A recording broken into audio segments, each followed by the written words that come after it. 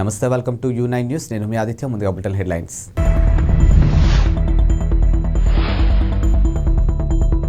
BRS శాసనసభాపక్ష నేతగా కేసీఆర్.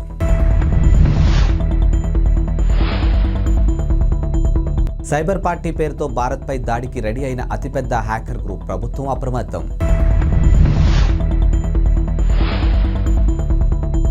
తెలంగాణ కొత్త IT మినిస్టర్గా శ్రీధర్బాబు మంత్రులకు శాఖలు కేటాయింపు.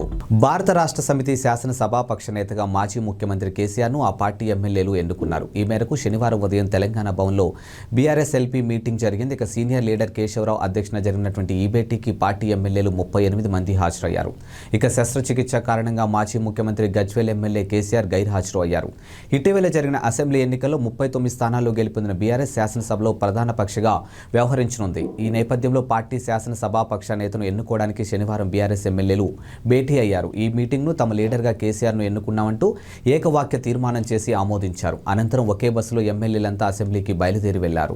భారతీయ వెబ్సైట్లు కీలకమైన మౌలిక సదుపాయాలపై సైబర్ దాడి చేయబోతున్నట్లు ప్రపంచంలోని అతిపెద్ద హ్యాకర్ గ్రూపులో ఒకటిగా ప్రకటించింది. అప్రమత్తమైనటువంటి కేంద్ర మంత్రిత్వ శాఖలు, ప్రభుత్వ ఏజెన్సీలు అన్ని వ్యవస్థలను అప్రమత్తం చేశాయి. ఇక అనధికారిక యాక్సెస్ను నిలువరించే చర్యలు తీసుకోవాలని సూచించాయి. ఇక భద్రతను మెరుగుపరచడంతో పాటు cyber hygiene standards, operating procedures కట్టుబడి ఉండాలని, హ్యాకింగ్ నుంచి డేటాను రక్షించుకునేందుకు అవసరమైన చర్యలు చేపట్టాలని సూచించాయి.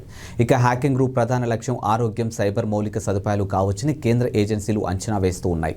పాకిస్తాన్, ఇండోనేషియాకు చెందినటువంటి హ్యాకర్ గ్రూపులు తమ టెలిగ్రామ్ ఛానల్ ద్వారా ఈ నెల 11న సైబర్ పార్టీకి దిగుతున్నట్లు ప్రకటించాయి. ఈ టెలిగ్రామ్ ఛానల్లో 4000 మందికి సభ్యత్వం కలిగి ఉన్నారు.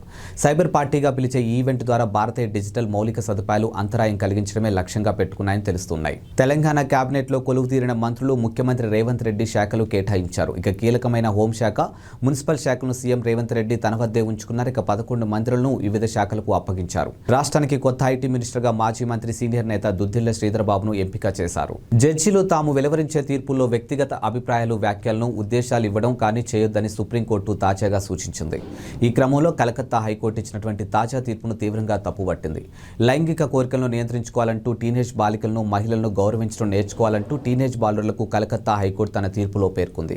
అవి అనవసరమైన, తీవ్ర అభ్యంతరకరమైన వ్యాఖ్యలంటూ జస్టిస్ అభయ్, ఓకే జస్టిస్ పంకజ్ మిత్తల్ సభ్యులుగా ఉన్నటువంటి ధర్మసాను ఆగ్రహం వ్యక్తం చేసింది. ఆర్టికల్ 21 ప్రకారం ఇటువంటి కామెంట్స్ కిషోరాప్రాయాలు హక్కులు ఉల్లంఘన పరిధిలోకి వస్తాయని సర్వోన్నత న్యాయస్థానం కేసును జనవరి 4కు వాయిదా వేసింది. ఈ కేసు పూర్వపరాపంలోకి వెళితే తనని పెళ్లి చేసుకోవాలని ఒత్తిడి చేసేందుకు నిందితుడు మహిళను కిడ్నాప్ చేశాడని, అయితే ఈ కేసులో నిందితుడికి పాక్సో చట్టం సెక్షన్ 6 ప్రకారం శిక్ష విధించడాన్ని సవాలు చేస్తూ దాఖలైన పిటిషన్ విభజన సందర్భంగా కలకత్తా హైకోర్టులోని జస్టిస్ చిత్తరంజన్ దాస్, జస్టిస్ పార్థసారథి సేన్ ధర్మసానం ఈ అభ్యంతరకర వ్యాఖ్యలు చేసింది. కాంగ్రెస్ అగ్రనేత సోనియా గాంధీ ఈ రోజు పుట్టినరోజు జరుపుకుంటున్నారు. ఈ రోజు ఆమె 77వ జన్మదినం. ఈ సందర్భంగా రాజకీయ పార్టీలకు అతీతంగా ఆమెకు ప్రముఖులు శుభాకాంక్షలు తెలుపుతున్నారు. ఇక ప్రధాని మోదీ కూడా ఆమెకు గ్రీటింగ్స్ తెలియజేశారు. ఎక్స్ వేదికగా మోదీ స్పందిస్తూ సోనియా గాంధీకి పుట్టినరోజు శుభాకాంక్షలను ట్వీట్ చేశారు. ఇక ఆమెకు సంపూర్ణమైన ఆరోగ్యవంతమైన జీవితాన్ని ప్రసాదించాలని దేవుణ్ణి ప్రార్థిస్తున్నానని చెప్పారు. మరోవైపు ఇటీవలే కొంత అనారోగ్యానికి గురైన సోనియా గాంధీ పొలిటికల్గా మళ్లీ యాక్టివ్ అయ్యారు. ఇక రేవంత్ రెడ్డి ప్రమాణ స్వీకారానికి కూడా ఆమె తరలి వచ్చారు. అతిపెద్ద ఆర్థిక వ్యవస్థ రూపాంతరం చెందినటువంటి చైనా క్రమంగా అప్పుల్లో కూరుకుపోతుందా? ఇక కరోనా తర్వాత దాని అప్పు తడిసి మోపెడవుతుందా అంటే అవుననే అంటున్నారు. ఇక అంతర్జాతీయ ద్రవ్యనిధి ట్రేడింగ్ ఎకనామిక్స్ గణాంకాలు అవుననే చెప్తూ ఉన్నాయి. ఇదే బాటలో పలు అభివృద్ధి చెందినటువంటి దేశాలు కూడా ఉండడం గమనార్హం. ఇక కరోనా మహమ్మారి సంక్షోభ సమయంలో ఆర్థిక వ్యవస్థకు మద్దతుగా తీసుకున్నటువంటి చర్యలు ప్రపంచం మొత్తాన్ని అప్పుల్లో పడేశాయి. ఇక ప్రభుత్వ రుణాల స్థాయి విపరీతంగానూ పెరిగింది. అంతేకాదు అభివృద్ధి చెందినటువంటి అనేక దేశాలు ఆర్థిక వ్యవస్థలో 2021 నాటికి వాటి స్థూల జాతీయోత్పత్తి 100% పైగా ప్రభుత్వ రుణాలు కలిగి ఉండడం పరిస్థితి తీవ్రతకు అద్దం పడుతుంది. ఇక్కడ సంతోషించాల్సిన విషయం ఏంటంటే వృద్ధి తిరిగి పుంజుకోవడంలో ప్రపంచవ్యాప్తంగా సగటు ప్రజారుణం కొంతమేరకు తగ్గింది. ఈ విషయంలో ద్రవ్యోల్బణం కూడా కీలక పాత్ర పోషిందనే చెప్పాలి. కొన్ని పన్ను రాబడులు పెంచడం ద్వారా రుణం, జీడీపీ మధ్య నిష్పత్తిని తగ్గించుకోవడం సాయపడింది. తెలంగాణ 3వ శాసనసభ ప్రాంటెం స్పీకర్గా ఎంఐఎం ఎమ్మెల్యే అక్బరుద్దీన్ ఓవైసీ ప్రమాణ స్వీకారం చేశారు. ఇక శనివారం రాజ్భవన్లో జరిగినటువంటి కార్యక్రమంలో గవర్నర్ తమిళిసై ఎమ్మెల్యే అక్బరుద్దీన్తో ప్రమాణం చేయించారు. అల్లా సాక్షిగా అక్బరుద్దీన్ తన బాధ్యతలు నిర్వహిస్తానంటూ ప్రమాణం చేశారు. ఈ కార్యక్రమానికి ముఖ్యమంత్రి రేవంత్ రెడ్డి, మాజీ స్పీకర్ పోచారం శ్రీనివాస్ రెడ్డి హాజరయ్యారు. ఇక మంత్రులు డి శ్రీధర్బాబు, తుమ్మల నాగేశ్వరరావు, సీతక్క, మాజీ మంత్రి బీఆర్ఎస్ నేత హరీష్ రావు కూడా ఈ కార్యక్రమంలో పాల్గొన్నారు. ఇక ఆర్టికల్ 178 ప్రకారం శాసనసభ కొత్త స్పీకర్ను ఎన్నుకునే వరకు ప్రాంటెం స్పీకర్ స్పీకర్గా అక్బరుద్దీన్ సేవలు అందిస్తారంటూ గవర్నర్ ఓ నోటిఫికేషన్ విడుదల చేశారు. ఇక అసెంబ్లీలో అందరికంటే సీనియర్ సభ్యుడు కావడంతో అక్బరుద్దీన్కి ప్రాంటైమ్ స్పీకర్ బాధ్యతలు దక్కాయి. ఇక నేడు జరగనున్న శాసనసభ తొలి సమావేశంలో కొత్తగా ఎన్నికైన ఎమ్మెల్యేలతో ప్రాంటైమ్ స్పీకర్ ప్రమాణ స్వీకారం చేయిస్తారు. ప్రకాశం జిల్లా మద్దిపాడు మండలంలో మల్లవరంలోని కందుల ఓబుల్రెడ్డి జలాశయానికి చెందినటువంటి రెండో గేటు అడుగుబారం కొట్టుకుపోయింది. ఇప్పటికే ఓ గేటు కొట్టుకుపోయి ఏడాదికి పైగా గడిచిపోగా శుక్రవారం రాత్రి 8:45 ప్రాంతంలో మరో గేటు విరిగి కొట్టుకుపోయింది. దీంతో రిజర్వాయర్లోని నీళ్లు సముద్ర పాలవుతున్నాయి. గుండ్లకమ్మ జలాశయం కింద కుడి ఎడమ కాలువల పరిధిలో దాదాపు 80,000 ఎకరాలు ఆయకట్టు ఉంది. ఇక రిజర్వాయర్లో చేపల వేటపై 2,000కు పైగా మత్స్యకార కుటుంబాలు ఆధారపడి ఉన్నాయి. ఇక గుండ్లకమ్మ పూర్తి సామర్థ్యం 3.8 టీఎంసీలు కాగా గత ఏడాది ఆగస్టులో మూడో గేటు కొట్టుకుపోయే నాటికి జలాశయంలో 3 టీఎంసీలు నీళ్లు ఉన్నాయి. గేటు కొట్టుకుపోయాక రిజర్వాయర్లోని 1.5 టీఎంసీల నీరు సముద్రంలోకి పోయింది. శ్రీకాకుళం జిల్లా గారా ఎస్బీఐలో బంగారం వ్యవహారంలో క్లారిటీ వచ్చింది. ఇక బ్యాంకులో ఉద్యోగులే బంగారాన్ని మాయం చేశారని తేలింది. ఈ బంగారాన్ని మాయం చేయడంలో కీలక సూత్రధారి కిరణ్ బాబును అని తేల్చేశారు. ఇక 7 నిందితులను అరెస్ట్ చేశారు. ఈ బ్యాంకులో డిప్యూటీ మేనేజర్గా పనిచేస్తున్నటువంటి స్వప్నప్రియ అదే బ్యాంకులో పనిచేస్తున్నటువంటి తన సోదరుడు కిరణ్ బాబుతో కలిసి స్థిరాస్తి వ్యాపారం, రైస్ పుల్లింగ్, షేర్ మార్కెట్లో డబ్బులు పెట్టుబడి పెట్టి నష్టపోయారు. ఆ సమయంలో వీరికి తిరుమలరావు అనే వ్యక్తితో పరిచయం ఏర్పడింది. ఎక్కువ కమిషన్ ఇస్తామని చెప్పి బ్యాంకు క్యాషియర్ సురేష్ సహకారంతో బ్యాంకులో ఖాతాదారులు తనఖా పెట్టిన ఆభరణాలు బయటకు తీసుకొచ్చేశారు. స్విమ్స్ ఆసుపత్రి భవనాల పునరుద్ధరణ పనులను 197 కోట్లతో చేపట్టడానికి టెండర్ డాక్యుమెంట్లను జ్యుడిషియల్ ప్రివ్యూకి సమర్పించారు. ఇక తిరుమలకు విచ్చేసినటువంటి భక్తులు వైద్య సౌకర్యార్థమై పరిసర ప్రాంత రోగులకు మెరుగైన సౌకర్యాలు అందించడానికి పనులు చేపడుతున్నారు.